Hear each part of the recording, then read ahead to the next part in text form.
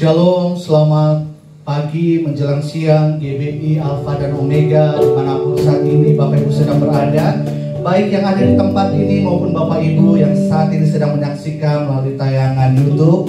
Mari sama-sama hari ini kita mau memuji, kita mau menyembah Tuhan. Dimanapun saat ini kita sedang berada, baik yang ada di tempat ini, baik Bapak Ibu yang ada di rumah-rumah, kita percaya kuasa Tuhan tidak pernah terbatas. Waktu dengan segenap hati kita memuji dan menyembah Tuhan, Dia Allah yang berfirman, Dia yang hadir di setiap tengah-tengah ibadah kita. Mari sama-sama kita tundukkan kepala, kita mau berdoa. Bapak, kami bersyukur buat pagi hari ini Tuhan. Ada hari yang baru yang Tuhan jadikan atas setiap hidup kami hari ini. Dan kami percaya Tuhan, anugerah Tuhan kalau hari ini kami sama-sama masih bisa diberikan kesempatan untuk beribadah di hadapan-Mu Tuhan. Baik kami yang ada di tempat ini maupun setiap kami yang saat ini yang ada sedang di rumah-rumah menyaksikan tayangan ini Tuhan. Kami percaya Tuhan ada satu rencana Tuhan yang sedang Tuhan kerjakan dalam setiap kehidupan kami. Kami yakin Tuhan sebab firman-Mu katakan Tuhan, rancangan-Mu rancangan damai sejahtera atas setiap kehidupan kami. Demikian hari ini Tuhan, apapun keadaan kami hari ini Tuhan, apapun keadaan situasi kami Tuhan, bahkan kota bangsa ini Tuhan, biar hati kami tetap percaya di hadapan-Mu Tuhan. Sebab kami percaya Tuhan, firman-Mu yang berkata Tuhan, Engkau yang membawakan setiap kami kepada kemenangan demi kemenangan Tuhan. Engkau yang membawa kami kepada kemenangan demi kemenangan Tuhan. Bahkan waktu sama-sama kami menyembah-Mu hari ini Abba, Engkau melawan setiap kami Tuhan. Ada kesembuhan, ada kelepasan terjadi hari ini Abba. Terima kasih Tuhan, terima kasih Tuhan. Urapi setiap kami hari-hari ini. Allah Roh Kudus, Engkau yang hadir di tengah-tengah kami hari ini. Dimanapun saat ini kami sedang berada, lawan setiap kami hari ini. Terima kasih Tuhan, terima kasih Abba. Dan hari ini kami buka ibadah kami hanya di dalam satu nama, di dalam nama Yesus Kristus. Dan kami perkatakan, jadilah kehendak-Mu Tuhan atas ibadah kami siang hari ini. Terima kasih Tuhan, terima kasih. Di dalam nama Tuhan Yesus Kristus, setiap kita yang siap menyembah Tuhan lebih lagi, mari kita sama-sama katakan amin. Kita boleh kasih tepuk tangan yang terbaik bagi Allah kita. Mari sama-sama kita mengangkat pujian ini di hadapan Tuhan. Terima kasih Tuhan. Ku yakin saat Kau berfirman, ku menang saat Kau bertindak. Hidupku hanya ditentukan oleh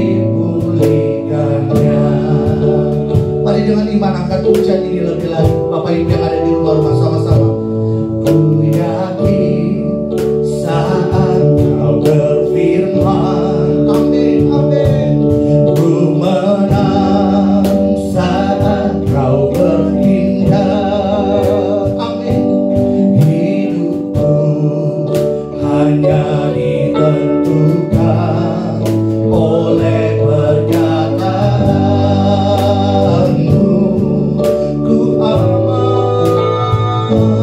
Ku aman karena kau menjaga. Amin. Ku kuat karena kau menopang hidupku, hanya di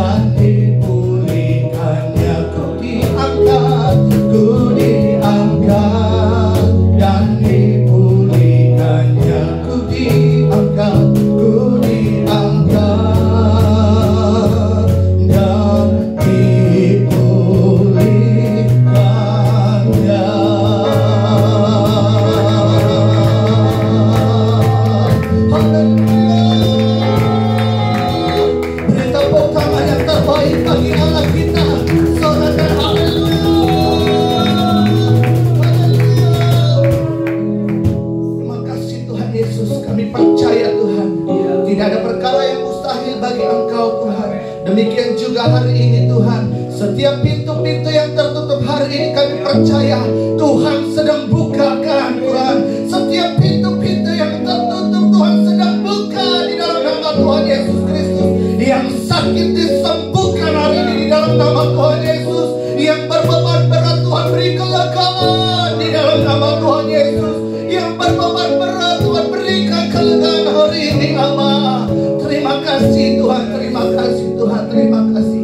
Biar siang hari ini Tuhan, apapun keadaan kami Tuhan, kami mau tetap berkata Engkau Allah yang baik Tuhan. Tidak ada Allah yang seperti Engkau Tuhan. Terima kasih Tuhan.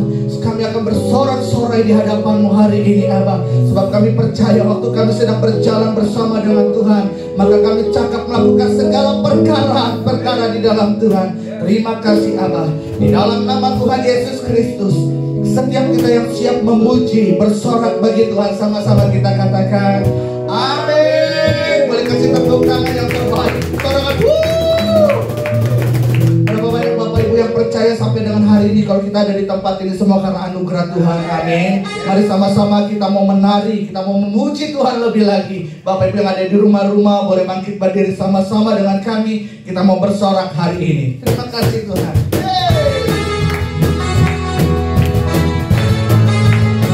Mari bertepuk tangan bagi Allah kita yang dahsyat.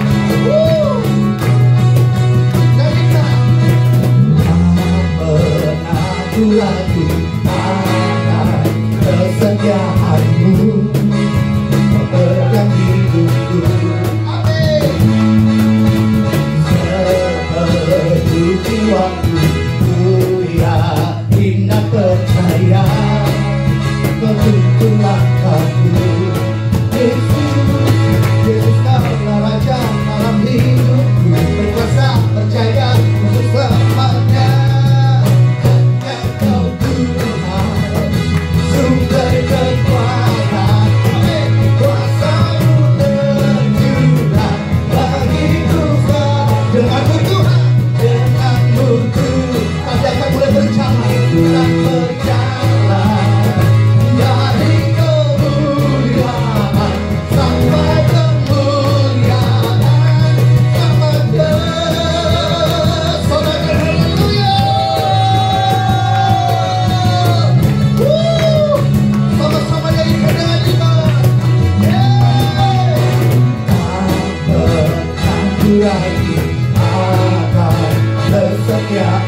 Engkau yang pegang setiap pagi Tuhan, sepenuh jiwa, sepenuh jiwaku, Engkau yang menuntun langkah kami, menuntun langkahku.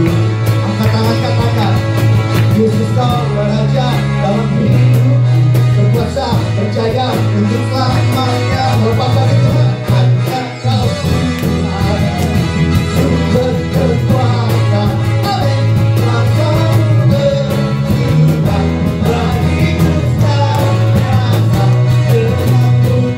Mari mulai berjalan di dalam Tuhan. Dari kemuliaan sampai kemuliaan, selamanya Tuhan-Mu Tuhan, Tuhan berjaya.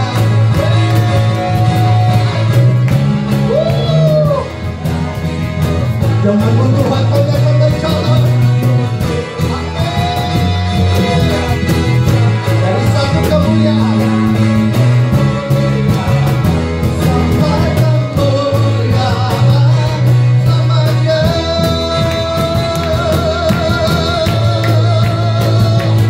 Orang-orang yang penuh kemenangan sorak-sorai haleluya.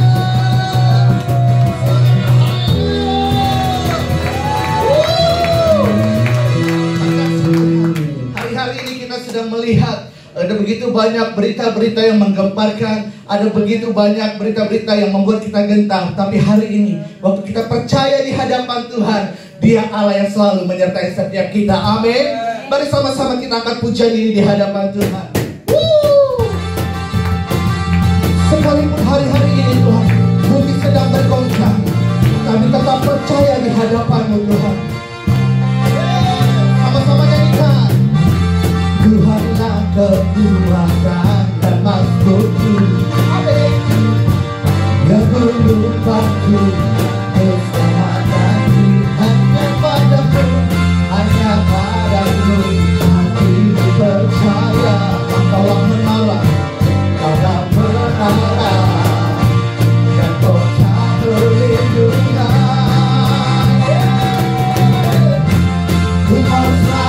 bersungguh cintamu padaku takkan pernah hati kami percaya, hatiku percaya.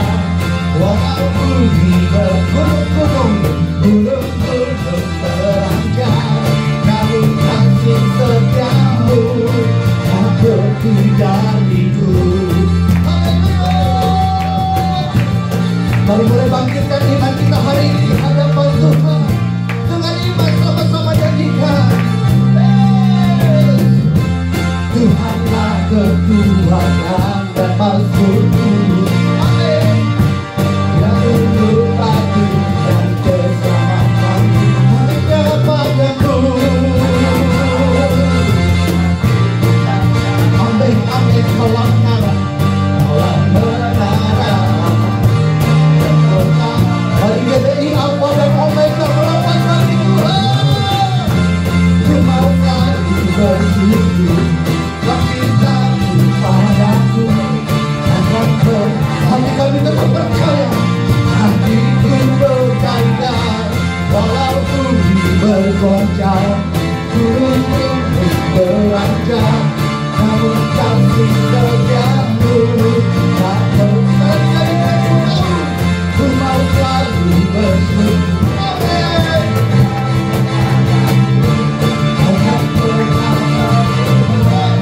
Hatiku percaya, walaupun bergoncang, gunung-gunung beranjak, namun kasih setiamu, kasih setiamu Tuhan, kasih setiamu, tak pergi. Kasih setiamu, kasih setiamu, tak pergi dariku.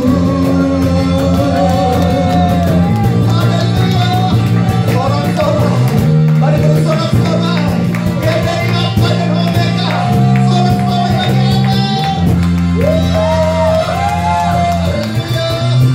Haleluya, haleluya. Silakan duduk kembali Bapak Ibu. Puji nama Tuhan. Siang hari ini sama-sama kita mau mendengarkan kebenaran firman Tuhan. Mari sama-sama kita siapkan hati kita lebih lagi di hadapan Tuhan. Kita tundukkan kepala di hadapan Tuhan. Terima kasih. Terima kasih Tuhan. Sampai dengan hari ini, Engkau tidak pernah meninggalkan setiap kami Tuhan. Sampai dengan hari ini, Engkau memelihara kami dengan sempurna Tuhan. Sekalipun kami sedang menghadapi badai dalam hidup kami Tuhan, sekalipun kami sedang mengalami Tuhan lembah-lembah kekelaman hari-hari ini Bapa, tapi firman-Mu berkata Tuhan, walau 1000 rebah di sisi kami, 10.000 di sisi kanan kami tetap berdiri di hadapan-Mu hari ini Tuhan. Untuk itu siang hari ini Tuhan, kami angkat tangan kami di hadapan-Mu Allah. Kami mau bersyukur hari ini lebih lagi di hadapan-Mu Tuhan. Terima kasih Tuhan, terima kasih Tuhan. Engkau baik Tuhan, Engkau baik Tuhan dalam setiap hidup kami. Mari sama-sama angkat pujian ini di hadapan Tuhan. Tiada pernah ragukan kasih setiamu ya Tuhan. Setiap waktu dalam hidupku tak pernah Kau tinggalkan. Meski lagi tanpa surat, awan gelap pun ada. Hadapi badai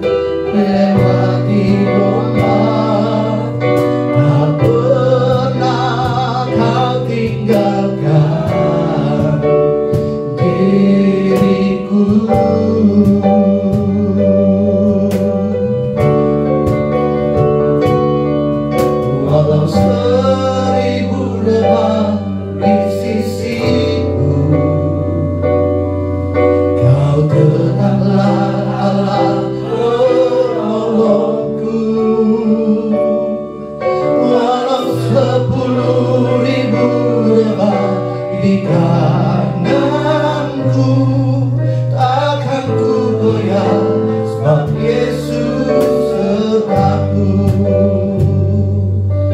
Sebagai doa kita hari ini dengan iman dan ikat, tiada pernah ku ragukan kasih setiamu ya Tuhan. Amin. Setiap waktu dalam hidupku, tak pernah kau tinggalkan.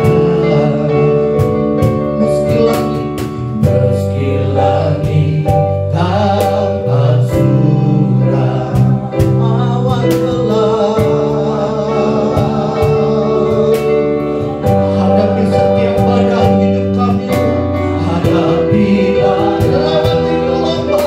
lewati gelombang, tak pernah kau tinggalkan, tak pernah kau tinggalkan. Sambil angkat tangan di hadapan Tuhan, nyanyikan kalimat. Walau seribu lemah di sisiku, Kau tetaplah Allah penolongku. Amin, amin. Walau 10.000 lemah di kananku, takkan ku goyah, sebab Yesus sertaku. Walau seribu lemah di sisiku, amin. Kau tetaplah Allah penolongku. Amin, amin. Walau 10.000 lemah di kananku, takkan ku goyah, sebab Yesus sertaku. Angkat tangan kita, sembah Dia. Mari sembah Dia.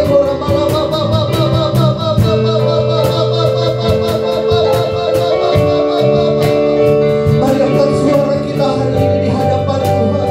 Mari angkat ucapan syukur di hadapan Tuhan hari ini. Mari angkat ucapan syukur kita hari ini buat segala sesuatu yang Tuhan sedang izinkan terjadi dalam hidup kita. Bersyukur, terima kasih. Oh ya Rabbana,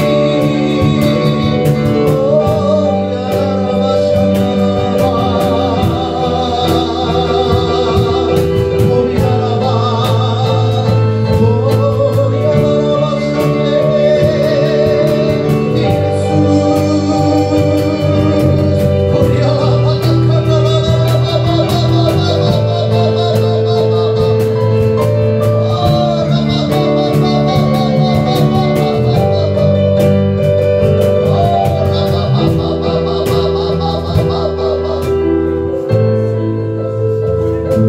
Mari Bapak Ibu, apapun keadaan kita hari ini, badai yang sedang kita hadapi hari ini, gelombang yang terus datang dalam hidup kita hari ini, pegang janji firman Tuhan. Tidak pernah Dia meninggalkan setiap kita, tidak pernah meninggalkan seorang diri. Angkat suara sebagai ucapan syukur kita hari ini. Makasih Tuhan. Walau 10.000 lemah di sisiku, Kau tetaplah Allah penolongku. Walau 10.000 lemah di kananku,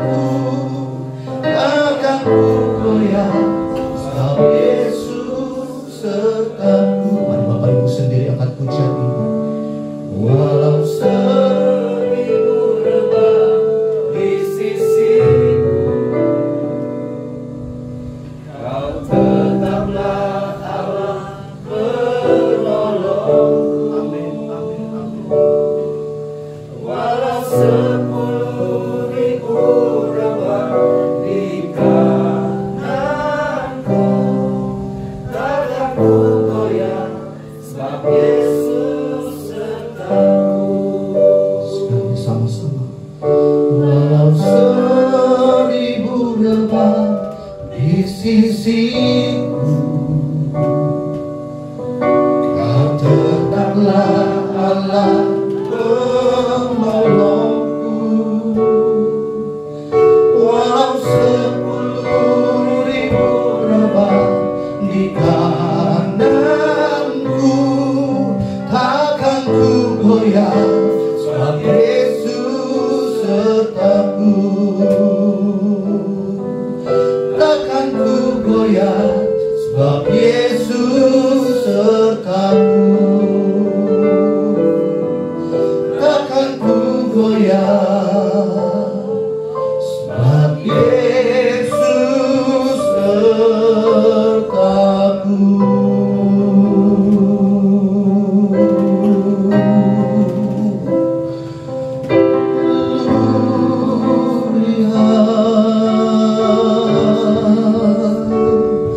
Sungguh hari-hari ini kami sedang melihat dengan mata kepala sendiri Tuhan. Banyak orang hari-hari ini rebah di kiri kami Tuhan. 10.000 rebah di kanan kami hari-hari ini rebah Tuhan. Tapi tangan-Mu yang menyertai kami sampai dengan hari ini Allah. Tangan-Mu yang menolong kami sampai dengan hari ini Tuhan. Kekelaman yang sedang kami lewati Tuhan, Engkau yang bersama-sama dengan kami hari ini Allah. Terima kasih.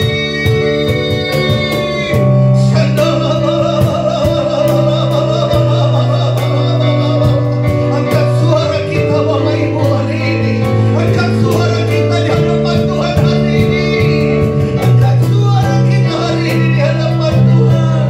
Mari mulai berseru, mari mulai berseru.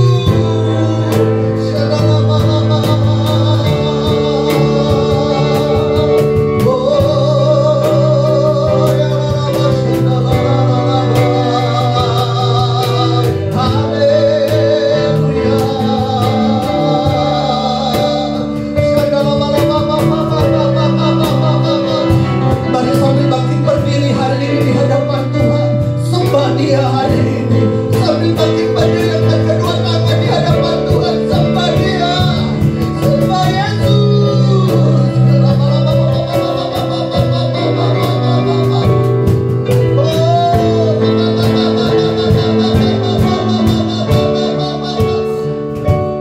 Dalam Yesus ku percaya,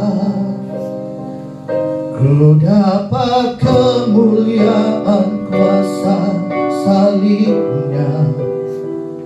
Ku jadi pemenang dalam segala hal. Kekuatanku, pengharapanku dalam Yesus. Angkat kedua tangan di hadapan Tuhan.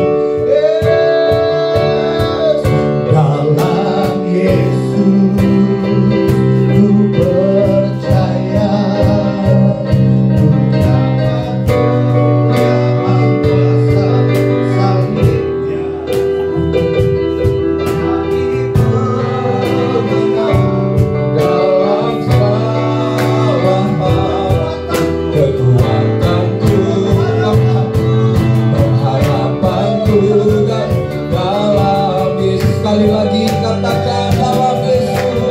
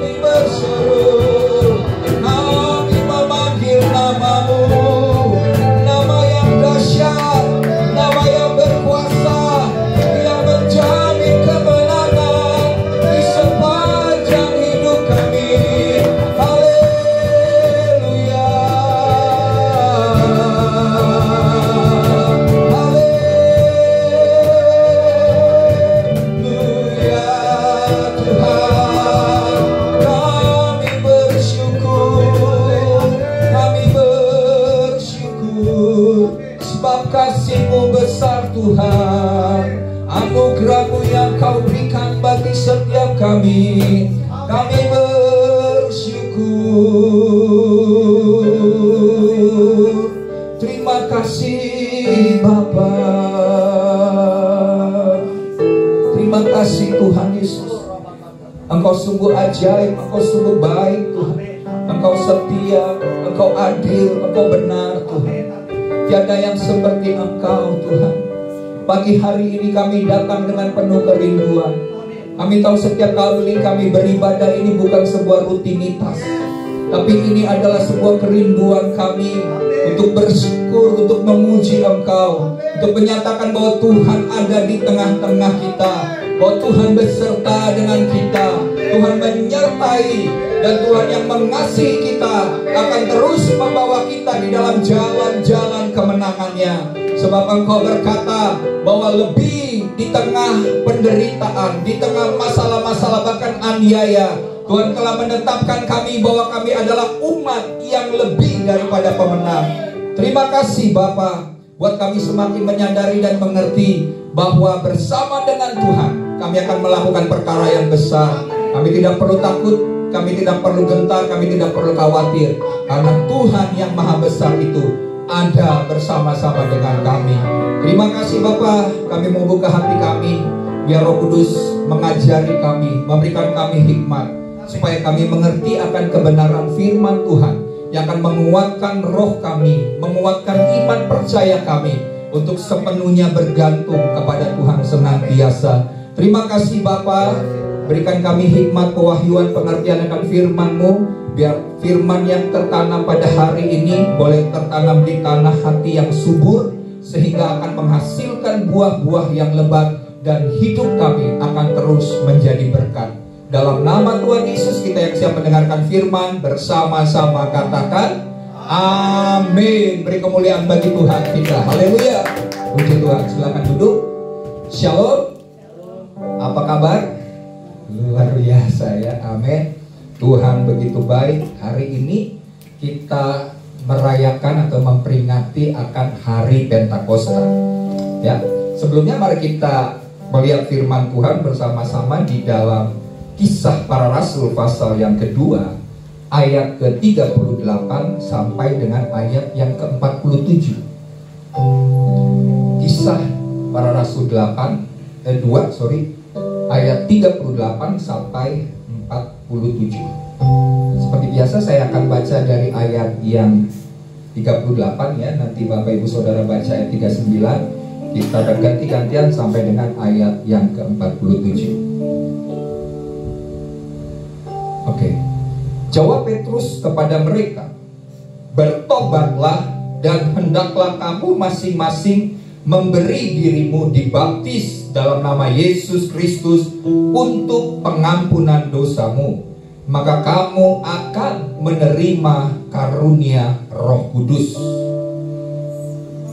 Bagi kamulah janji itu, dan bagi anak-anakmu, dan bagi orang yang masih jauh, yaitu sebanyak yang akan dipanggil oleh Tuhan Allah kita.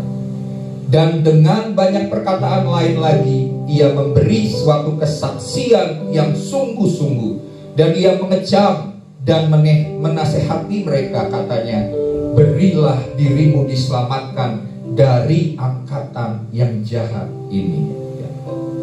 Ayat ke-1, cara hidup jemaat yang pertama. Orang-orang yang menerima perkataannya itu memberi diri dibaptis, dan pada hari itu jumlah mereka bertambah kira-kira 3.000 jiwa. Mereka bertekun dalam pengajaran rasul-rasul dan dalam persekutuan, dan mereka selalu berkumpul untuk memecahkan roti dan berdoa. Maka ketakutanlah mereka semua, sedang rasul-rasul itu mengadakan banyak mujizat dan tanda. Dan semua orang yang telah menjadi percaya tetap bersatu, dan segala kepunyaan mereka adalah kepunyaan bersama. Dan selalu ada dari mereka yang menjual harta miliknya, lalu membagi-bagikannya kepada semua orang sesuai dengan keperluan masing-masing. Dengan bertekun dan dengan sehati mereka berkumpul tiap-tiap hari dalam bait suci, Mereka memecahkan roti di rumah masing-masing secara bergilir dan makan bersama-sama dengan gembira dan dengan tulus hati, sambil memuji Allah, dan mereka disukai semua orang. Dan tiap-tiap hari Tuhan menambahkan jumlah mereka dengan orang yang diselamatkan. Tadi saya katakan bahwa hari ini kita memperingati akan hari Pentakosta, atau bagi kita orang Kristen lebih tepatnya adalah hari turunnya Roh Kudus ke bumi. Peristiwa itu terjadi 2000 tahun yang lalu, di mana sebelum Yesus naik ke sorga, Yesus berjanji bahwa setelah dia naik ke sorga, dia akan mengutus Roh Kudus kepada setiap kita, kepada murid-muridnya pada waktu itu. Dan setelah 10 hari, murid-murid yang ada di Loten Yerusalem berdoa, yang menantikan akan janji Bapa itu. Tiba-tiba ya, Roh Kudus turun di tengah-tengah mereka. Bapak Ibu Saudara, kata tiba-tiba ini saya nggak tahu kok Roh Kudus ini sedang memberikan sebuah pesan yang khusus bagi kita di hari Pentakosta ini, bahwa ada saat yang tidak pernah kita sangka, ada yang tidak pernah kita duga, bahwa Roh Kudus bekerja dengan cara yang tidak pernah diatur oleh manusia, tidak pernah diperkirakan oleh manusia. Tetapi kalau Tuhan sudah berjanji, maka Tuhan pasti menepati janjinya. Dan pada tiba-tiba ini, pada saat yang disebut suddenly ini, maka Tuhan akan bekerja tanpa mungkin memberitahu kepada yang lain ya. Pada waktu misalnya kita beribadah seperti hari ini, kita datang ke gereja, kita pikir waduh udah males nih, misalnya hujan, ya udah banyak masalah nih ya kan antara keluarga, tapi kita sepertinya digerakkan Roh Kudus untuk hadir dalam ibadah, walaupun hatinya lagi bad mood gitu ya. Tapi pada waktu kita beribadah, disitulah Tuhan menjumpai kita. Tiba-tiba dia datang, dan hari itu merupakan hari di mana kita tidak pernah menyangka bahwa Roh Kudus bekerja secara dahsyat pada saat kita beribadah pada hari itu. Nah, inilah mengapa Tuhan menginginkan kepada setiap kita untuk senantiasa beribadah. Nah, firman Tuhan berkata, janganlah kamu menjauhkan diri dari pertemuan-pertemuan ibadah yang dibiasakan oleh banyak orang, karena kita tahu waktunya sudah singkat. Dan melalui peristiwa turunnya Roh Kudus ini, ya, di sini kita melihat ada satu pribadi yang luar biasa, namanya Petrus. Ya, tadinya kita tahu Petrus ini adalah seorang yang penakut, orangnya yang gampang emosional, marah, tersinggung gitu ya. Suatu kali waktu Yesus mau ditangkap, karena dia lihat wah gurunya mau ditangkap, dia ambil pedang dari pengawal yang mau coba untuk menangkap Yesus, dia ambil dan dia putuskan telinga dari pengawal tersebut. Jadi orangnya emosional, orangnya penakut. Buktinya adalah waktu Yesus ditangkap dan dia melihat dari jauh apa yang dialami oleh Yesus melalui sidang mahkamah, dia perhatikan dari jauh. Tiba-tiba ada seorang perempuan yang berkata begini, bukankah engkau juga salah seorang murid Yesus, pengikut Yesus? Dia berkata, oh bukan, itu mungkin orang lain, bukan saya. Sampai 3 kali. Karena kenapa? Karena Petrus penakut. Dia tidak berani mengakui dirinya bahwa dia adalah pengikut Yesus, dia adalah murid Yesus yang bersama-sama dengan Yesus selama 3 tahun pelayanan Yesus di bumi. Ya. Tapi apa yang terjadi ketika Roh Kudus turun atas kehidupan seseorang, khususnya cerita tentang Petrus ini? Terjadi sebuah perubahan hidup yang sangat drastis. Ya, Petrus yang tadinya adalah seorang penakut, menolak bahwa dia bukan murid Yesus. Pada saat Roh Kudus turun, maka Petrus menjadi seorang pemberani. Ayat yang kita baca tadi menceritakan tentang keberanian Petrus. Bagaimana dia berkhotbah, dia memberitakan tentang Yesus, Bahkan di dalam ayat-ayat ini sebelumnya dikatakan dia berani menegur, ya. Dan dengan banyak perkataan lain ia memberi suatu kesaksian yang sungguh-sungguh, dan ia mengecam dan menasehati mereka. Katanya, berilah dirimu diselamatkan dari angkatan yang jahat ini. Wow. Tadinya penakut, tapi waktu Roh Kudus turun atas hidupnya, maka dia menjadi seorang yang berani memberitakan tentang Yesus. Ya, kemudian kita bisa lihat juga tadinya dia tidak percaya. Waktu dia lihat ada orang lumpuh di pintu gerbang indah, ya, di Serambi Salomo, dan dia berkata, emas dan perak tidak ada padaku, apa yang aku miliki kuberikan padamu, yaitu di dalam nama Yesus Kristus bangkit dan berjalan. Tiba-tiba orang lumpuh itu menjadi berjalan kembali, ya. Dan ada banyak contoh-contoh bagaimana Petrus mengalami perubahan hidup dalam kehidupannya setelah dia mengalami lawatan Roh Kudus. Bahkan yang luar biasanya adalah bayangan daripada Petrus saja terkena kepada orang yang sakit, maka orang sakit itu menjadi sembuh. Ini sebuah perubahan yang dahsyat, mujizat Tuhan nyata dalam kehidupannya.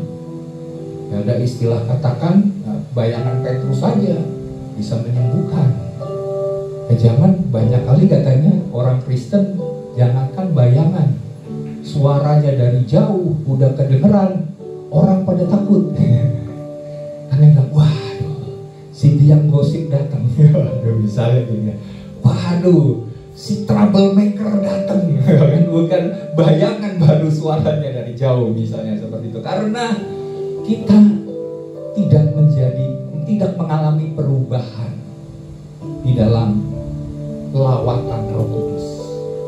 Kita lihat bagaimana Petrus bukan saja disertai dengan tanda-tanda dan mujizat, disertai dengan kuasa Allah, ya, kuasa Roh Kudus yang ada dalam hidupnya, tapi terjadi sebuah perubahan gaya hidup, perubahan sikap. Tadinya seorang yang marah, gampang tersinggung, tapi pada waktu dia harus diserahkan, bahkan disalibkan, dia berkata, saya tidak layak untuk mati seperti Yesus, Tuhan dan Guru saya. Tapi dia rela untuk mati terbalik, kepalanya di bawah, kakinya di atas. Dan dia rela, ya. Tadinya dia seringkali melawan. Kalau ada yang mau menangkap saya, siapa berani? Mata ganti mata, gigi ganti gigi, nyawa ganti nyawa. Itu kan hukum Taurat, ya. Tapi setelah Roh Kudus melawat kehidupannya, maka dia merelakan dirinya untuk ditangkap, tidak takut, karena Roh Kudus mengubah hidupnya. Di sini kita lihat bahwa salah satu tujuan Yesus naik ke surga adalah supaya murid-muridnya menerima Roh Kudus, sehingga mereka mengalami lawatan Roh Kudus dan mengalami kepenuhan Roh Kudus. Nah, banyak orang Kristen tidak menyadari bahwa Roh Kudus dikirim, Roh Kudus diutus bagi setiap kita untuk menjadi penolong, menjadi penghibur, yang mengajari kita akan jalan-jalan kebenaran, yang akan membawa kita semakin mengenal Yesus, mengenal hati Tuhan. Tetapi ada begitu banyak orang Kristen mengabaikan akan Roh Kudus yang sudah ada bersama-sama dengan kita. Oleh sebab itu, mari di hari Pentakosta ini, di hari di mana Roh Kudus sudah turun 2000 tahun yang lalu ini, kita peringati untuk senantiasa sadar bahwa hidup kita, Tuhan mau dipimpin dan dituntun oleh Roh Kudus. Karena Yesus naik, karena dia tidak bisa berada setelah kebangkitannya, dia tidak bisa berada di satu tempat. Walaupun dia punya tubuh kemuliaan, tapi dia harus pergi dari satu tempat ke tempat lain. Tapi waktu Yesus naik, maka Roh Kudus dicurahkan bagi setiap orang percaya dimanapun kita ada. Dari sekian banyak manusia yang percaya kepada Yesus, Roh Kudus tinggal berada bersama-sama dengan umatnya. Amin. Itulah pentingnya Roh Kudus untuk senantiasa kita hidup di dalamnya. Mari kita lihat di dalam Kisah Para Rasul 2 ayat 1 sampai dengan 4. Karena kita bicara soal Pentakosta juga ya, lawatan Roh Kudus dan Pentakosta. Ya, kita bisa tampilkan ayatnya. Ketika tiba hari Pentakosta, semua orang percaya berkumpul di satu tempat. Tiba-tiba turunlah dari langit suatu bunyi seperti tiupan angin keras yang memenuhi seluruh rumah di mana mereka duduk. Dan tampaklah kepada mereka lidah-lidah seperti nyala api yang bertebaran dan hingga pada mereka masing-masing. Maka penuhlah mereka dengan Roh Kudus. Lalu mereka mulai berkata-kata dalam bahasa-bahasa lain seperti yang diberikan oleh Roh itu kepada mereka untuk mengatakannya. Dari ayat ini yang kita bisa angkat, mungkin yang bisa menjadi rema bagi setiap kita, ada bicara tentang tanda waktu Roh Kudus turun. Nah, kita tahu bahwa semenjak Roh Kudus turun ke bumi ini, inilah dimulainya zaman anugerah. Dimulainya zaman ya di mana waktu Roh Kudus turun atas kehidupan daripada gereja Tuhan, maka kepada orang percaya atau murid-murid Yesus, disinilah dimulai awal dari gereja. Jadi Tuhan tidak saja menyelamatkan bangsa Israel, tapi keselamatan harus sampai ke ujung-ujung bumi, kepada segala bangsa-bangsa.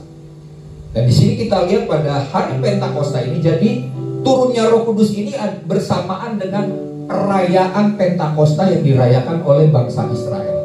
Pada waktu itu, setiap kali mereka merayakan Pentakosta, mereka berkumpul, orang-orang Yahudi di perantauan yang ada mungkin dari Arab, dari sekitarnya, datang ke Yerusalem untuk melakukan ziarah, ya. Dan pada waktu mereka datang, karena hari raya Pentakosta ini harus dirayakan karena termasuk hari raya penting bagi bangsa Yahudi, dan di hari raya ini mereka bersyukur karena mereka baru saja diberkati oleh Tuhan lewat hasil panen massal mereka. Jadi ini adalah hari ucapan syukur, hari di mana mereka bersyukur karena berkat Tuhan terjadi atas hidup mereka, dan mereka mempersembahkan karena panen mereka berhasil. Di sini hari Pentakosta. Jadi pas hari mereka pada kumpul ke Yerusalem, tiba-tiba ada berkat khusus bagi murid-muridnya, yaitu turunnya Roh Kudus. Dan turunnya Roh Kudus ini ada 3 tanda yang bisa kelihatan dalam ayat ini. Yang pertama adalah tandanya tiba-tiba itu seperti tiupan angin yang keras turun dari langit. Coba bayangkan situasi pada waktu itu. Itu bunyi anginnya itu begitu kuat sampai seluruh bangsa-bangsa yang ada di kota itu melihat ada apa. Tiupan angin yang keras ini sedang melanda di mana? Mereka lihat ada di loteng atas Yerusalem. Dan tanda yang kedua yang kita lihat adalah tiba-tiba mereka melihat ada lidah-lidah api di atas kepala mereka.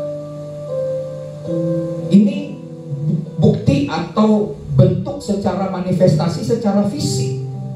Jadi bukan alam roh, misalnya si Petrus melihat kepalanya Yohanes, kok ada lidah api, kepala saya kok nggak ada gitu ya. Enggak.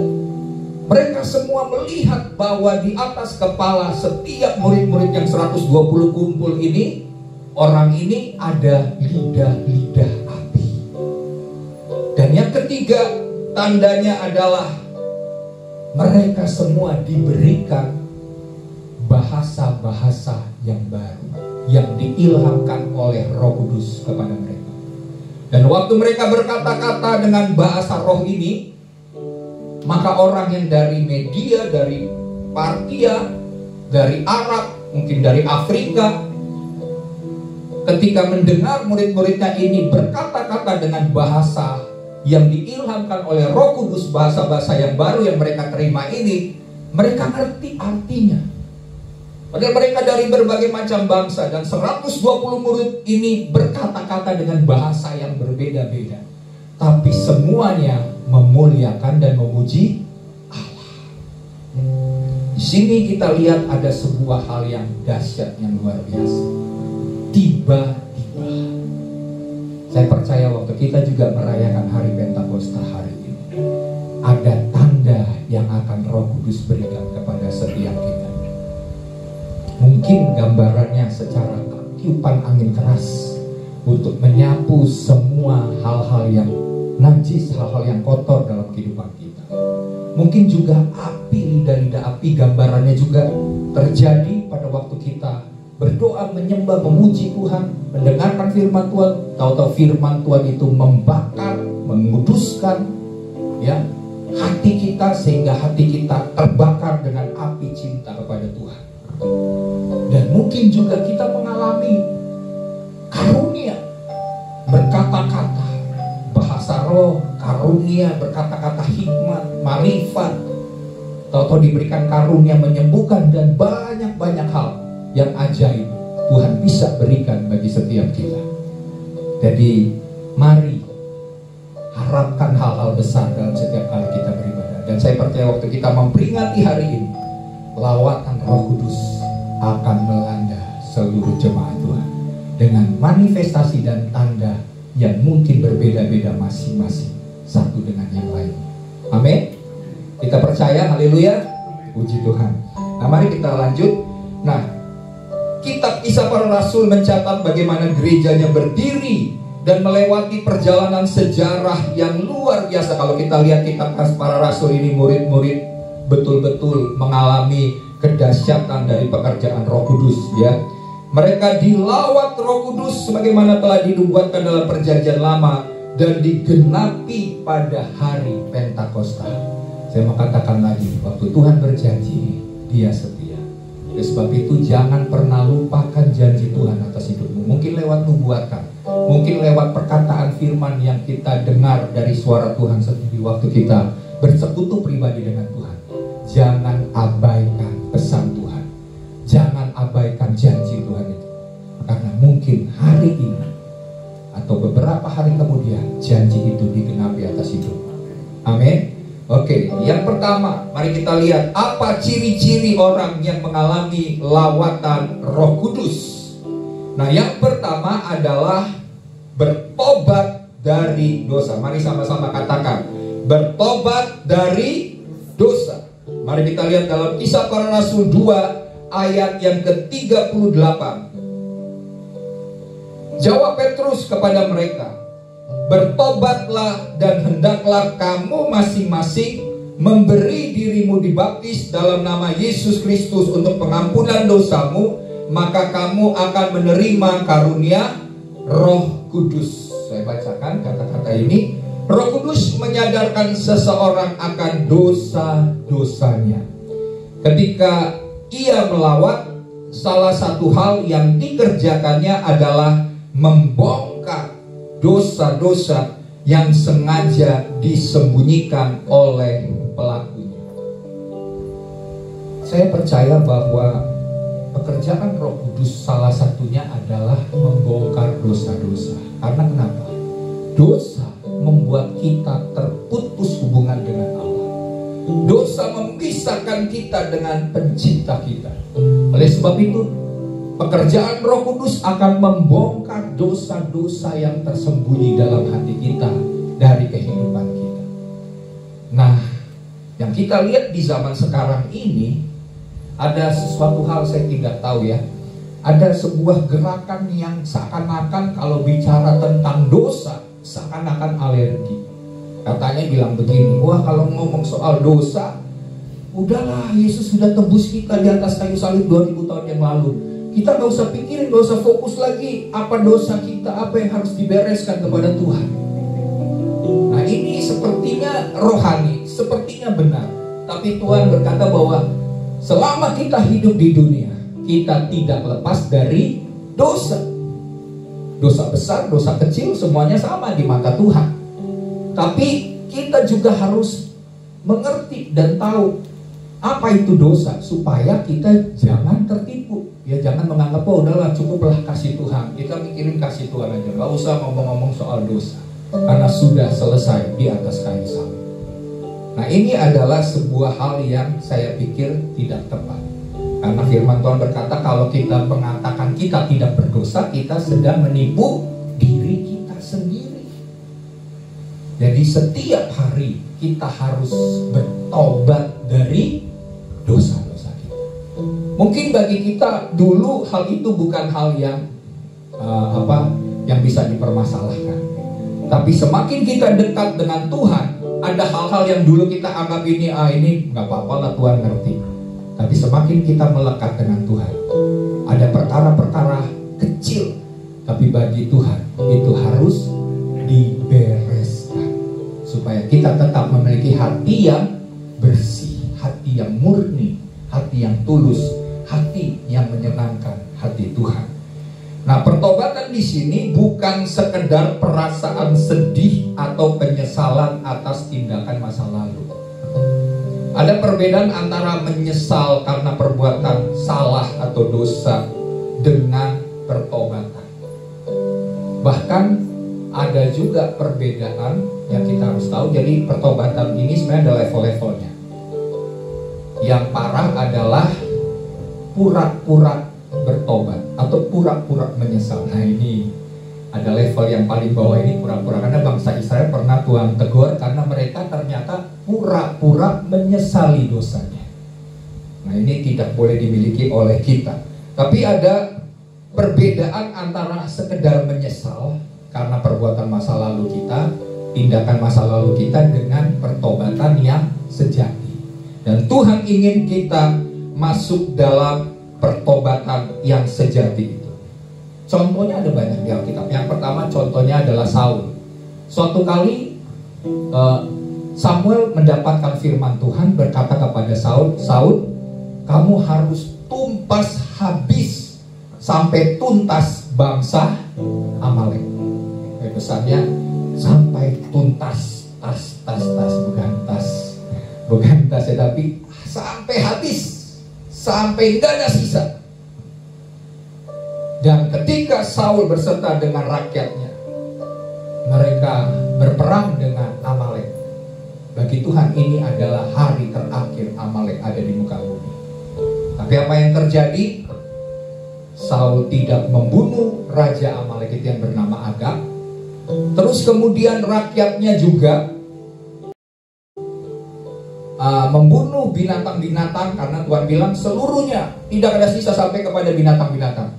Tapi rakyat memilih binatang-binatang yang berharga, yang tambun, yang baik, itu tidak dibunuh. Tapi binatang yang udah kurus, binatang yang penyakitan mungkin, yang tidak tambun, dibunuh.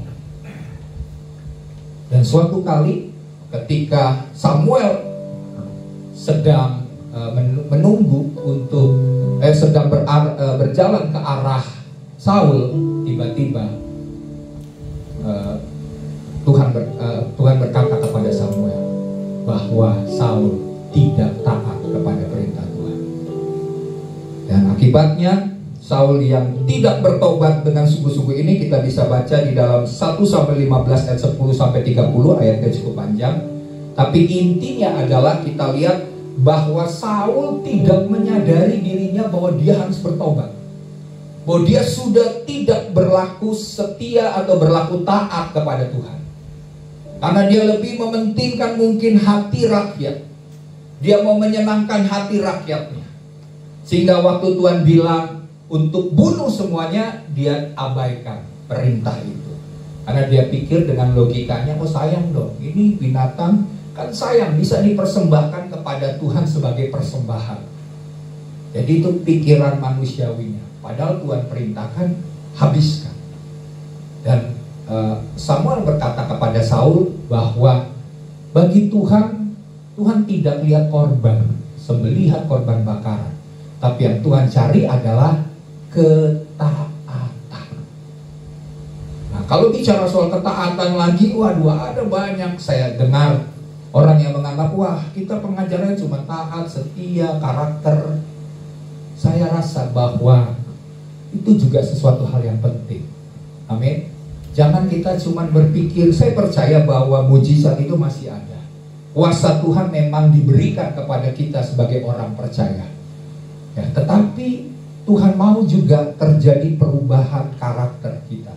kesetiaan kita, ketaatan kita kepada Tuhan itu lebih penting daripada korban-korban yang kita persembahkan kepada Tuhan. Amin. Suatu kali Benny Hinn, ya, dia mendapatkan, saya lupa apakah mimpi atau penglihatan, tetapi dalam cerita ini dia meninggal tapi mati suri lah, begitu ya. Kemudian waktu dia melihat dalam penglihatan itu, dia sedang berjejer gitu, maksudnya sedang menunggu barisan untuk ketemu dengan Tuhan. Dia bisa lihat orang-orang di depan dia. Jadi dia dapat penglihatan ini, ada orang yang main piano dan ada malaikat, saya lupa malaikat atau Tuhan ya. Jadi waktu si namanya dipanggil, nama orang yang dipanggil ini, setelah dipanggil namanya, si pemain piano ini akan memainkan musik. Kalau musiknya lagu, saya lupa ya, lagu sedih atau lagu yang menandakan bahwa orang ini nggak layak, maka malaikat atau Tuhan itu bilang, kamu harus masuk ke yang dibilang golongan kambing lah gitulah ya, karena kan sekarang waktu kita meninggal ini kan baru bukan sorga ya, baru imitasinya gitu ya. Jadi kamu golongan kambing, maka kamu harus masuk, bahasanya neraka tanda kutip ya. Nah kemudian jadi semakin mendekat, tapi kalau misalnya disebutin namanya, dipanggil namanya, kemudian ada musik yang lagunya gembira, wah orang itu kata Tuhan, mari masuk ke sorga, ke tempat yang telah aku sediakan bagi kamu.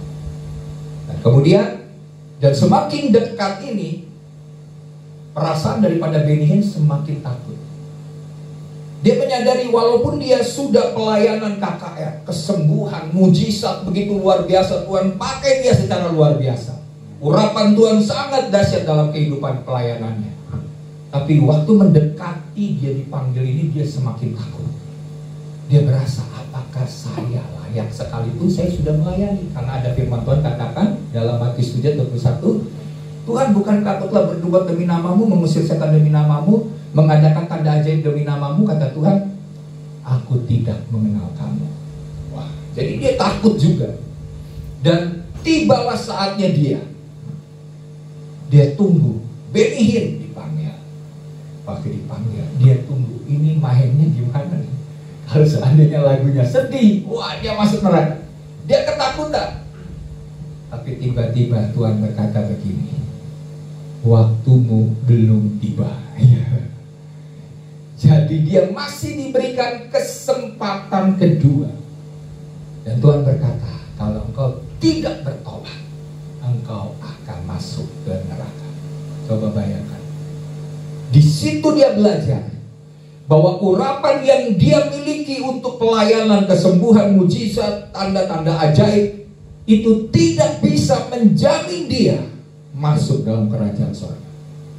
Dan akhirnya dia bertobat, dia bilang, Tuhan, sekarang saya minta urapanmu itu untuk mengubah hidup saya, mengubah karakter saya, biar saya punya cinta mula-mula dengan Tuhan. Saya udah gak pikirin lagi pelayanan yang berbicara soal mujizat demi mujizat.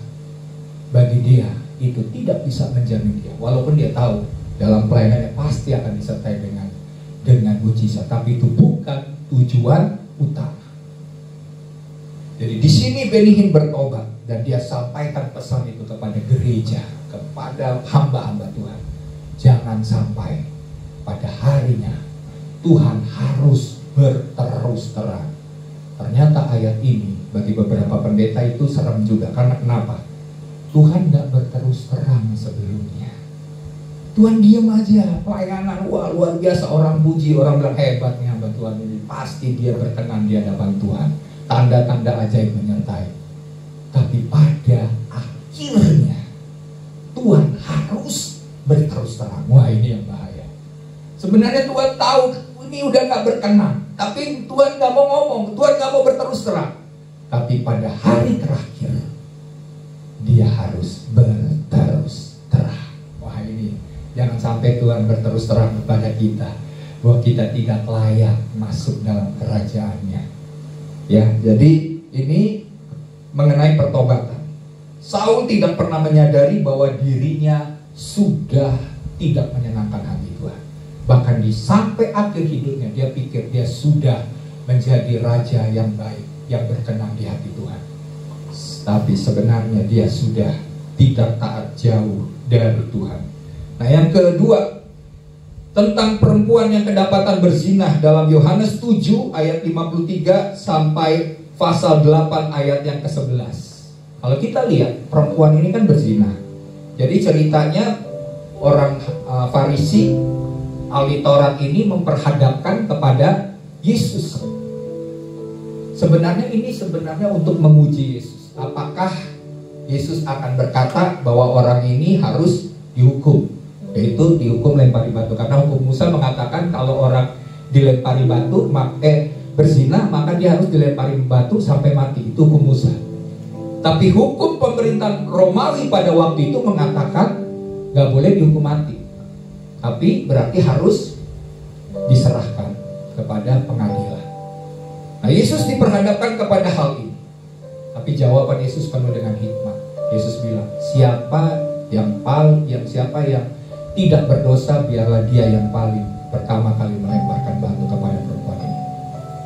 Nah, yang kita bisa lihat di sini, saya nggak bicara soal hal itu ya, tapi yang kita bisa lihat begini, perempuan ini kedapatan berzina. Semestinya kalau dia bertobat, pasti dia nangis-nangis. Tapi di Alkitab ini tidak dikatakan bahwa dia bertobat. Dia nggak nangis-nangis. Dia pokoknya cuma diperhadapkan kepada Yesus. Dan Yesus bilang, silakan siapa yang menganggap diri tidak berdosa, lemparkan batu. Satu demi satu, dari yang paling tua sampai yang paling muda, mereka pergi. Yesus cuma menulis di tanah. Waktu Tuhan lihat sudah tidak ada lagi orang, Yesus berkata kepada perempuan ini, pergilah dan jangan berbuat dosa lagi. Itu pesan Tuhan. Aku tidak akan menghukum engkau, tapi pergi dan jangan berbuat dosa lagi. Ya, kita tidak tahu siapa nama perempuan ini, apakah setelah itu dia juga akan berbuat dosa lagi atau tidak berbuat dosa lagi. Tapi dia tidak ada penyesalan. Ya, tidak ada indikasi dalam ayat yang kita baca, nanti bisa baca di rumah, bahwa dia sungguh-sungguh bertobat. Oke, waktunya tinggal 10 menit ya. Nah, itu yang kedua. Jadi hanya menyesali perbuatan karena kedapatan berzina, karena kedapatan berbuat salah, berbuat dosa. Nah, seringkali orang tidak bertobat karena hanya kedapatan berbuat dosa. Dan yang ketiga, reaksinya berbeda. Ada yang ketiga, itu Yudas Iskariot. Yudas Iskariot ini menyesali perbuatannya karena dia sudah mengkhianati Yesus. Dialah yang menyerahkan Yesus kepada pengawal-pengawal. Dia menyesal, tapi setelah dia menyesali perbuatannya, apa yang dilakukan? Dia bunuh diri. Ini reaksi yang negatif, tindakan yang negatif. Saya mau katakan lagi bahwa penyesalan belum merupakan satu hal yang sampai kepada tujuan Tuhan. Tuhan mau kita mengalami pertobatan yang sejati. Pertobatan itu bicara soal perubahan hidup, perubahan pola pikir, ya, perubahan hati kita. Sehingga yang tadinya kita sebagai orang yang sudah jatuh dalam dosa, kita hanya hidup bagi diri kita sendiri. Tapi setelah kita percaya kepada Yesus, kita hidup bagi Tuhan, kepentingan kerajaan Tuhan, bagi kehendak Tuhan, kemuliaan bagi nama Tuhan. Terjadi perubahan hidup. Nah, itulah yang Tuhan kehendaki melalui pertobatan kita. Sama seperti Daud yang bertobat dalam Mazmur 51, sama seperti Petrus, dan sama seperti Zakius. Minggu lalu saya sudah sampaikan, Zakius bertobat sampai dikatakan, kalau aku pernah memeras seseorang, 4 kali lipat akan aku kembalikan. Ada orang bilang gini, Zakius nggak mungkin dia pernah meras orang, jangan-jangan dia bohong gitu ya. Oke, saya nggak ngomong soal hal itu, tapi saya percaya juga Tuhan masa ditipu. Nggak mungkin lah Tuhan ditipu oleh Zakius. Tuhan tahu, karena Tuhan berkata, hari ini juga keselamatan ada dalam rumah ini, karena dia juga adalah keturunan Abraham. Jadi di sini Zakius mengalami perubahan, pertobatan total dalam kehidupannya. Nah, Pertanyaannya, apakah kita masih memiliki ikatan-ikatan dosa dalam hidup kita? Minta Roh Kudus untuk melawat hidup kita, membebaskan dari semua belenggu dan intimidasi daripada iblis.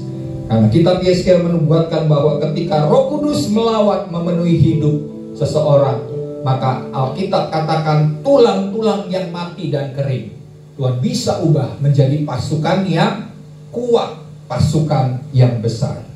Itu yang pertama ya. Nah, yang kedua adalah bertekun dalam firman. Oke, saya akan percepat. Alkitab katakan mereka bertekun dalam pengajaran rasul-rasul dan dalam persekutuan. Seseorang yang dilawat Roh Kudus akan terlihat nyata menjadi seorang yang semakin mencintai firman-Nya. Mereka dengan kesadaran akan merenungkan firman itu siang dan malam dalam kehidupannya. 3.000 orang yang dibaptis dan diselamatkan ini, mereka mengalami lawatan yang mengubah hati mereka, sehingga mereka menjadi orang-orang yang bertekun dan mencintai firman Tuhan. Roh Kudus melalui lawatannya membawa mereka kepada segala kebenaran, sehingga mereka semakin rindu mengenal Tuhan. Mereka rindu akan jalan-jalan dan kehendaknya. Mereka mau hidup seperti yang diajarkan Yesus kepada murid-muridnya, bukan sekedar pengikut yang ikut-ikutan. Karena Tuhan tidak memanggil kita menjadi follower, pengikut, tapi Tuhan mau menjadikan kita murid daripada Kristus. Mereka bertekun dalam firman bukan karena tertarik sekedar berkat-berkat Tuhan, bukan karena mereka lihat rasul-rasul mengadakan banyak mujizat dan tanda-tanda ajaib, tapi mereka tertarik karena mereka melihat sikap gaya hidup dari rasul-rasul dan hidup mereka yang diubahkan karena mereka hidup untuk kemuliaan nama Tuhan. Ya, jadi di sini saya singkat saja, orang yang mengalami lawatan Roh Kudus akan mencintai firman. Itu saya alami dalam kehidupan saya sebelum saya masuk dalam pelayanan. Setelah saya bertobat, saya mengalami lawatan Roh Kudus, maka saya cinta firman Tuhan. Saya baca sampai habis berkali-kali karena saya mencintai firman Tuhan. Ya, karena lawatan Roh Kudus yang luar biasa. Dan yang terakhir, yang ketiga, bersekutu dengan sesama. Ya, di dalam ayatnya dikatakan, dengan bertekun dan dengan sehati mereka berkumpul tiap-tiap hari dalam bait Allah. Lawatan Roh Kudus menyadarkan mereka akan kesaling tergantungan mereka satu dengan yang lain. Tidak bisa hidup sendiri, sendiri sebagai murid Kristus. Ya, mereka bersekutu dengan sesama untuk berbagi, untuk saling menguatkan dan untuk saling meneguhkan. Kita lihat lawatan Roh Kudus membuat jemaat mula-mula bersehati untuk membentuk sebuah persekutuan. Mereka rindu melakukan persekutuan dan mereka hidup di dalam kasih persaudaraan. Dan salah satu perubahan hidup yang mereka alami adalah tercatat dalam ayat 44 sampai dengan ayat 45. Ya. Karena mereka punya pemahaman bahwa kepunyaan mereka adalah kepunyaan bersama. Sehingga mereka selalu ada, ya, dari mereka yang menjual harta miliknya lalu membagi-bagikannya kepada semua orang sesuai dengan keperluan masing-masing. Jadi di sini mereka punya kepedulian, mereka punya kasih, saling menolong, saling membantu, saling meneguhkan. Dan di sini kita lihat bahwa yang kuat menolong yang lemah, yang kaya menolong yang miskin. Jadi ada saling melengkapi. Itu sikap perubahan yang cukup radikal terjadi dalam keadaan jemaat mula-mula. Zaman sekarang mungkin sulit ya, mungkin ya tidak mudah. Tapi itu salah satu contoh bagaimana lawatan Roh Kudus mengubah seseorang menjadi bersekutu, punya kesehatian untuk bersekutu dengan sesama. Pertanyaannya adalah bagaimana dengan kita di masa pandemi ini, supaya kita bisa tetap bersekutu di tengah tantangan ibadah yang sangat terbatas. Apakah kita punya kerinduan bersekutu dengan Tuhan dan bersama dengan saudara seiman? Saya mengajak, saya mengimbau kepada jemaat yang masih online, mari datanglah beribadah ke gereja. Kalau kita, saya udah berulang kali, kita berani pergi ke mall, kita berani bertemu dengan orang banyak di tempat-tempat lain. Tapi kalau ke gereja kita bilang, udahlah cukup, lewat online saja. Kita tidak mau karena takut nanti klaster baru katanya di gereja gitu ya. Padahal Tuhan bilang bahwa sebagai orang percaya, Tuhan mau kita masuk dalam koinonia, yaitu persekutuan. Dunia ini ya, saya katakan bahwa dengan ada varian-varian baru, saya nggak tahu sampai kapan kita akan terus online. Yang bersikap, udahlah cukup dengan online. Tapi Tuhan memanggil gerejanya untuk bersekutu, persekutuan dengan saudara seiman. Sebab dengan itu kita bisa saling menguatkan. Dalam ibadah di gereja ada atmosfer hadirat Tuhan. Bukan berarti di rumah tidak ada atmosfer hadirat Tuhan, tapi disinilah hadirat yang kita bawa masing-masing akan berkumpul menjadi api yang besar, yang akan mengubah kehidupan kita. Kalau di rumah mungkin buat diri kita sendiri, tapi biarlah mulai hari ini milikilah persekutuan, milikilah kerinduan untuk bersekutu dengan saudara-saudara seiman. Karena saya mau katakan, waktunya sudah dekat. Persiapkan dirimu supaya api Tuhan tetap menyala, sama seperti 5 gadis bijaksana yang membuat pelitanya tetap menyala, karena dia senantiasa waspada dan berjaga-jaga dan memiliki persekutuan dengan Roh Kudus. Mari kita bangkit berdiri, kita berdoa. Tuhan Yesus, tolong kami Tuhan. Kami mau terus mengalami lawatan-Mu Tuhan. Kami tidak mau mengabaikan akan Roh Kudus yang sudah hadir di tengah-tengah kami, di dalam kehidupan kami. Kami tahu Roh Kudus adalah sebuah pribadi yang bukan saja memberikan kami kuasa untuk melakukan tanda-tanda ajaib dan mujizat-mujizat, tapi Roh Kudus adalah juga pribadi yang memiliki perasaan, yang memiliki mungkin bisa didukakan melalui sikap hati kita. Bahkan Roh Kudus bisa tidak berfungsi, undur dari kehidupan orang percaya, karena kita senantiasa mengeraskan hati. Karena kami sebagai umat Tuhan seringkali mengabaikan akan suara Roh Kudus, suara Tuhan dalam hidup kami. Tuhan, pagi hari ini melalui hari Pentakosta, di mana Roh Kudus melawat setiap murid-murid pada masa itu, demikian juga pada hari ini Tuhan, pada saat kami merayakan hari Pentakosta, kami mau kembali Tuhan melawat setiap kami. Tuhan melakukan lawatan yang betul-betul membuat kami mengalami perubahan yang sesungguhnya Tuhan, pertobatan yang sejati. Sebab itulah yang Tuhan inginkan, supaya kami senantiasa bertekun, kami senantiasa bertobat dari dosa-dosa, kami juga bertekun untuk mencintai firman Tuhan, dan kami juga sehati dan bertekun dengan sesama melalui sebuah persekutuan. Tolong kami ya Roh Kudus, biar kebenaran yang kami dengar bukan menjadi sebuah pengetahuan, tapi biarlah kami terus mengalami persekutuan dengan Roh Kudus yang mengubahkan kami.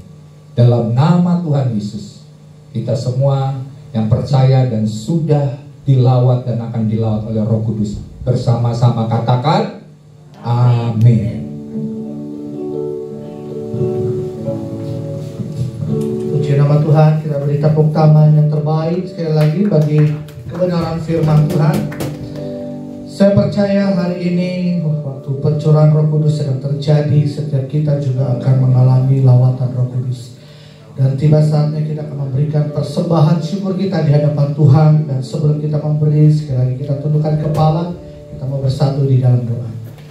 Bapa, kami bersyukur buat kebenaran firman-Mu Allah Roh Kudus. Kami tahu hari ini adalah hari pencurahan Roh-Mu Tuhan atas setiap kami, bahkan sampai ke muka bumi ini Tuhan. Kami percaya Engkau sedang melawat setiap kami anak-anak-Mu Tuhan, baik yang ada di tempat ini maupun yang ada di rumah-rumah Tuhan. Engkau Tuhan sedang bergerak lewat Roh-Mu yang kudus Tuhan, menjamah setiap kami hari-hari ini Tuhan. Kami percaya Tuhan, Roh penghibur, Roh penolong itu sedang ada atas hidup kami, gereja kami Tuhan, kota bahkan bangsa kami Tuhan. Roh Kudus mengalir atas setiap kami hari-hari ini, bergerak lebih dahsyat lagi hari-hari ini Allah Roh Kudus. Terima kasih Roh Kudus, Engkau Allah yang menyertai setiap kami sampai kesudahan zaman. Di dalam nama Tuhan Yesus, sebentar kami memberikan persembahan syukur kami, biar siang hari ini kami bawa dengan penuh ucapan syukur. Mari setiap kita yang siap memberi, sama-sama kita katakan amin. Silakan memberi.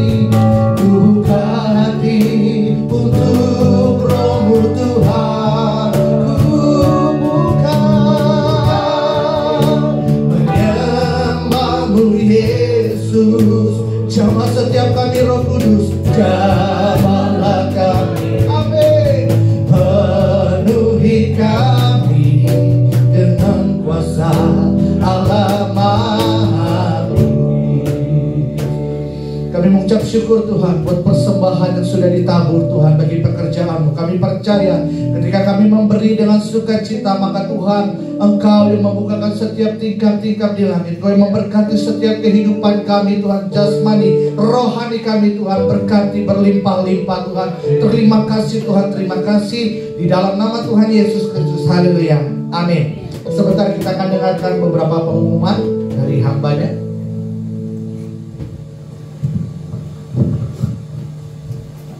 Oke, puji nama Tuhan. Shalom semuanya. Ada sukacita, boleh sampaikan tangan? Oke, kita sukacita, amin. Oke, puji nama Tuhan. Untuk pengumuman, nanti kita ada setiap hari Kamis, kita ada doa pagi bersama jam 6 pagi. Kita via Zoom, live streaming. Nanti linknya akan di-share di grup GBI Omega. Nanti sama semua jemaat yang rindu untuk sama-sama kita doa pagi, kita boleh ikuti nanti setiap hari Kamis jam 6 pagi. Terus kita juga ada komsel setiap hari Kamis, minggu kedua dan minggu keempat. Nanti via live streaming juga Zoom, nanti semua linknya akan di-share di grup. Bagi seluruh jemaat yang itu untuk sama-sama kita komsel bareng, nanti boleh gabung di Zoom-nya, di komselnya, nanti sama-sama kita boleh komsel sama-sama. Nanti kalau ada yang mau ditanyakan, yang mau rindu untuk didoakan, yang rindu untuk sharing sama-sama, nanti semua ada di mungkin boleh chat ke grup, boleh chat ke bapak, ke ibu, atau ke saya juga, atau ke siapa teman-teman pengurus yang lain, boleh sama-sama chat. Nanti kita pasti akan bertambahan dari bapak. Oke, mungkin itu saya kembalikan kepada pemimpin Jen untuk penutup. Baik, kita akan akhiri ibadah kita siang hari ini, dan sebelum itu sama-sama kita akan berdoa syafaat. Saya undang semua Bapak Ibu di tempat ini untuk bangkit berdiri. Baik, mari kita satukan hati, kita sama-sama berdoa syafaat. Bapak, kami bersyukur Tuhan buat siang hari ini kami diberikan kesempatan kami memuji, kami berkumpul di hari ini, kami bersekutu di tempat ini Tuhan. Kami percaya hari ini Tuhan, lawatan-Mu sedang melanda setiap kami, lawatan-Mu sedang terjadi atas setiap kami. Bahkan Tuhan, ketika kami meninggalkan tempat ini, Allah Roh Kudus, Engkau yang terus menjamah kami, Engkau terus yang membukakan setiap pewahyuan-pewahyuan firman yang sudah disampaikan melalui hamba-Mu. Dan pagi siang hari ini Tuhan, kami angkat tangan kami berdoa bagi hamba-Mu Pak Ferdinand Tuhan. Dimanapun hamba-Mu Tuhan Kau sudah tempatkan, kami percaya Tuhan sendiri yang sudah memilih hamba-Mu ada atas GBI, Alfa dan Omega. Kami angkat tangan kami Tuhan, kami menopang Tuhan pelayanan hamba-Mu ini Abah. Kuatkan hari-hari ini Tuhan tangan dan kakinya Abah. Bahkan kami percaya Tuhan ada kuasa-Mu yang menyertai hamba-Mu. Kemanapun Tuhan utus hamba-Mu pergi Tuhan, Engkau menyertainya Tuhan. Pakai mulut lidah bibir-Mu Tuhan, pakai mulut lidah bibir hamba-Mu ini Tuhan, untuk terus menyampaikan kebenaran firman Tuhan Bapa. Bahkan kami berdoa ada pengurapan daripada Allah turun atas hamba-Mu ini Abah. Tuhan berkati pelayanannya, pengembalaannya Tuhan, pekerjaan Tuhan, keluarganya Tuhan, semua ada dalam perlindungan tangan Tuhan yang sempurna Abah. Bahkan kami berdoa Tuhan buat Ibu Ana Tuhan sebagai tiang doa penolong Tuhan. Kami berdoa Tuhan, kuatkan juga Ibu Ana Tuhan hari-hari ini Tuhan, berikan kesehatan Tuhan. Apa yang menjadi pergumulannya, keinginan, kerinduannya Tuhan yang akan menjawab Tuhan. Kami serahkan keluarga besar hamba-Mu ini Tuhan, dan kami percaya Tuhan sedang berperkara lebih dahsyat atas keluarga hamba-Mu ini Abah. Dan kami berdoa Tuhan, berkat-berkat-Mu tercurah melimpah atas mereka Abah. Terima kasih Tuhan, terima kasih. Kami juga berdoa Tuhan bagi setiap jemaat-Mu yang siang hari ini sudah sama-sama beribadah di tempat ini. Bapak, kami percaya setiap kami yang ada di dalam tempat ini diberikan kesehatan daripada Tuhan.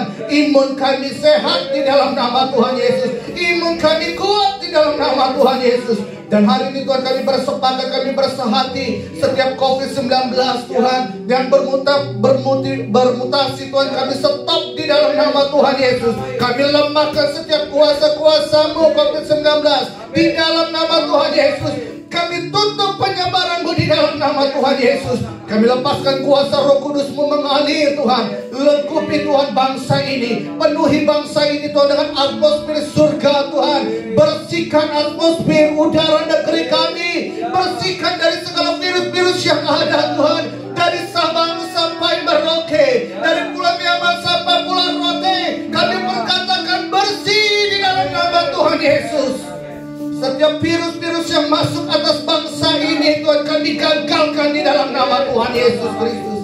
Dan kami perkatakan damai sejahtera Allah ada atas negeri kami, keamanan terjadi atas Indonesia Tuhan. Bahkan kami perkatakan penduduknya diberikan kesehatan di dalam nama Tuhan Yesus. Kami berdoa secara khusus Tuhan untuk pemimpin negeri kami, Bapak Joko Widodo beserta wakil, para menteri Tuhan, bahkan para pejabat-pejabat tinggi yang ada. Hari-hari ini Tuhan, pakai setiap mereka. Roh takut-akan Tuhan turun atas setiap mereka Abah. Bukakan hikmat marifat-Mu atas setiap mereka Tuhan. Untuk hari-hari ini mereka boleh bekerja lebih lagi atas bangsa dan negeri kami Abah. Dan pada siang hari ini Tuhan, sama-sama kami angkat tangan kami. Kami memberkati Tuhan bangsa umat pilihan-Mu hari ini. Sebab firman-Mu berkata, waktu bangsa kami memberkati bangsa umat pilihan-Mu, maka bangsa kami diberkati. Demikianlah hari ini kami bersepakat di dalam nama Tuhan Yesus. Mari sama-sama angkat tangan di hadapan Tuhan. Kami memberkati Tuhan Yerusalem, umat kepunyaan-Mu Tuhan. Kami berdiri atas bangsa Indonesia. Kami perkatakan, Indonesia memberkati-Mu Yerusalem. Indonesia memberkati-Mu di dalam nama Tuhan Yesus. Berkat Abraham, Ishak dan Yakub itulah yang menyertai-Mu Israel, Yerusalem. Terima kasih Tuhan, terima kasih. Hari-hari ini Tuhan, biar Engkau terus yang berperkara atas bangsa umat pilihan-Mu ini Abah. Terjadi keamanan, damai sejahtera Allah turun atas umat pilihan-Mu Abah. Terima kasih Tuhan, terima kasih Abah. Kami juga berdoa bagi gereja-Mu di tempat ini. GBI Alfa dan Omega Tuhan. Setiap Tuhan pengurus yang ada, setiap pelayan pengerjamu yang ada atas tempat ini Tuhan, pakai mereka lebih dahsyat lagi Tuhan. Hari-hari ini lewat pandemi yang ada, bukakan setiap pintu-pintu pelayanan yang baru, bukakan hikmat-hikmat yang baru Tuhan. Dan biar hari-hari ini lewat pencurahan Roh Kudus, roh mereka menyala-nyala di dalam nama Tuhan Yesus. Roh mereka menyala-nyala melayani Tuhan di dalam nama Tuhan Yesus. Terima kasih Tuhan, terima kasih Tuhan. Kami berkati kota kami di dalam nama Tuhan Yesus Kristus. Pemimpin kota kami, Bapak Anies Baswedan Tuhan, beserta wakil staf jajarannya. Kami berdoa Tuhan memberkati hamba-Mu. Tidak ada perkara yang mustahil bagi Tuhan. Engkau Tuhan yang sudah memilih menetapkan. Engkau juga Tuhan yang menyertai. Engkau juga Tuhan yang akan menyelesaikannya Tuhan. Terima kasih Abah, terima kasih Tuhan Yesus. Sebelum kami pulang Tuhan siang hari ini Tuhan, sama-sama kami mau siapkan hati kami Tuhan menerima berkat melalui hamba-Mu.